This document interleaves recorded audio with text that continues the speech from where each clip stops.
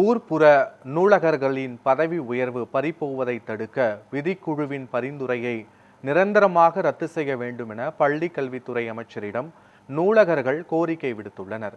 இது தொடர்பாக தமிழ்நாடு நூலகர்கள் முன்னேற்ற சங்கம் சார்பில் பள்ளி கல்வித்துறை அமைச்சர் ராஜ்மோகனிடம் கோரிக்கை மனு அளிக்கப்பட்டுள்ளது. அந்த மனுவில் மாநிலம் முழுவதும் செயல்பட்டு வரும் மாவட்ட நூலக ஆணைக்குழுக்களில் பணியாற்றும் ஆயிரக்கணக்கான நூலகர்களின் கருத்துக்களை கேட்காமல் புதிய விதிக்குழு அமைக்கப்பட்டுள்ளதாக குற்றம் சாட்டப்பட்டுள்ளது. மேலும் முன்னதாக அமைக்கப்பட்ட உயர்மட்ட குழுவின் அறிக்கை இதுவரை வெளியிடப்படாத நிலையில் புதிய விதிக்குழு அறிக்கையை அமல்படுத்தும் நடவடிக்கைகளை மேற்கொள்ளப்படுவதாகவும், அண்ணா கலைஞர் நூற்றாண்டு நூலகத்தில் பணியாற்றும் நூலகர்களுக்கு மட்டும் பதவி உயர்வு வழங்கும் விதமாக இந்த விதிக்குழு அறிக்கை ஒருதலைபட்சமாக இருப்பதாகவும் தெரிவிக்கப்பட்டுள்ளது.